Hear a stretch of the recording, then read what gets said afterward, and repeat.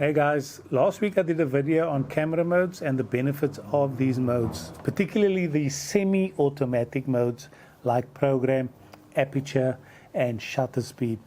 Today I want to just tack on a short little video around exposure compensation, which is a beautiful little add-on, particularly to these semi-automatic modes that can greatly assist us achieving that all-important exposure. Now, when it comes to exposure, we're all guided by our light meter.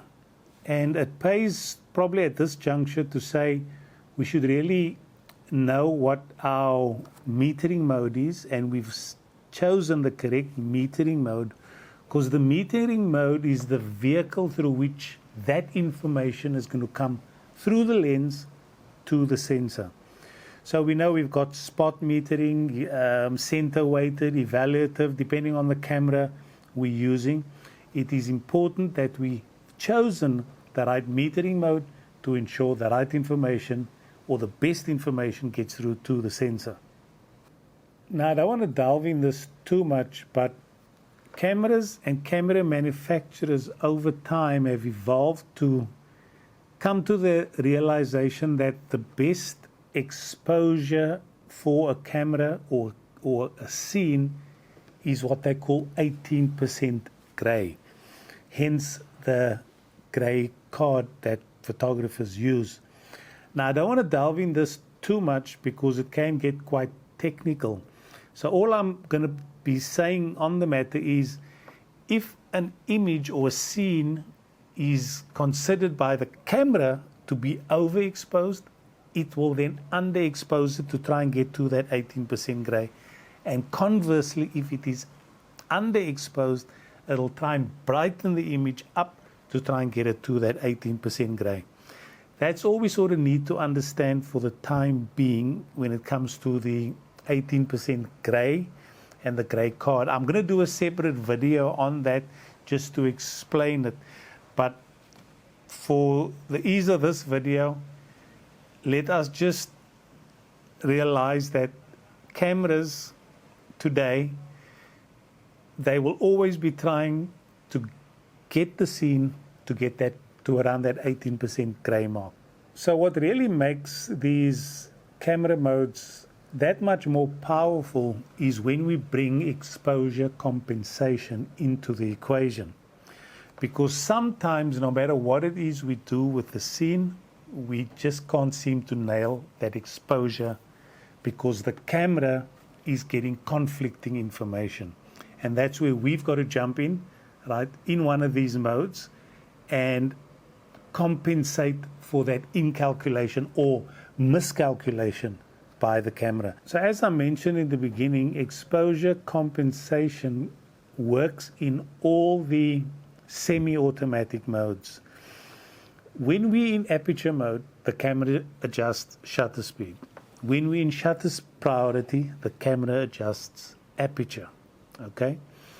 When we're in full manual mode, we've got control of aperture, shutter speed, and ISO. Exposure compensation can't work when all three parameters are being controlled by the operator. It needs at least one parameter or setting that it is in control of so that it can make its compensation. So in manual mode, the only time it will work in manual mode is when ISO or ISO is in auto.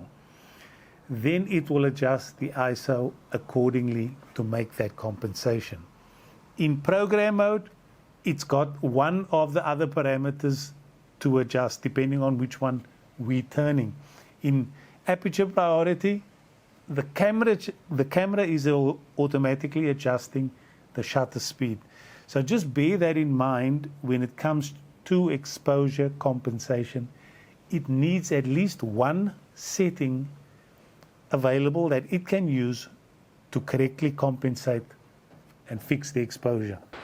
Okay guys, I just have a little bit of an illustration set up here. And I've got the G9 set up, just looking out of my window here, just to this scene. I've set it up in aperture priority mode with an aperture of 11. Sun's going down, so it's really overexposed over that side. The camera has selected a shutter speed of 500 to keep the exposure sort of on point, and the ISO is 200, just the base ISO. All right. So as you can see, I don't really want to change the aperture too much because that's the sweet spot for this particular lens in terms of depth of field when you're doing a landscape shot like this. But I need the exposure to sort of come down a little bit. But this is where exposure compensation comes in, and you simply hit your exposure compensation button. That's the one with that little icon. And because we exposed, we want to darken it. So we simply turn our dial to the left, -1 full stop, and as you can see, it's already made a difference there. All right. And you can see we're still quite overexposed over there. Press the overexposure button again and bring it down to 2 stops. All right. Select that. And just focus in. And that's sort of a lot better. So purely for illustration purposes as to how you would use the exposure compensation button, turn it to the left, is going to underexpose it, bring it to the center or over to the right by a full stop, and it's going to overexpose it. It is divvied up in thirds, so you can go a third of a stop as well. Sometimes, depending on the situation you've got in front of you, exposure compensation may not be the right tool. You may need to put a polarizing filter on or an ND filter. But it is one of those tools that works in certain situations, and experience will guide us and tell us, over time, the more we use it, when is it really beneficial to use. All right, guys, that was a short, somewhat crude display of what exposure compensation does, but I hope you got the gist of what it is I'm trying to convey. It's one of those tools that will certainly come in handy in some situations, and I'm sure there are other tools that will come in handier in different situations, ND filters or polarizing filters or things like that, or bracketing. There's a lot of things we still got to cover.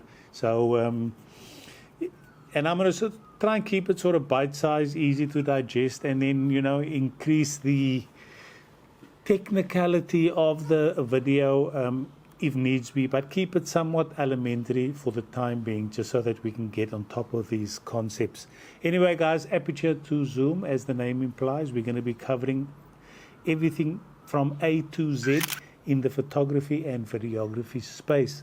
So look, if that's something you'd like to join us on, consider subscribing, hit the like button, share the video with a budding photographer, because if you do like it and interact and comment, it will get shown to more people and the channel will be much appreciated for it. So guys, comment if you got something out of it. Thanks for sticking around and watching to the end, and we will see you in the next video. Over and out.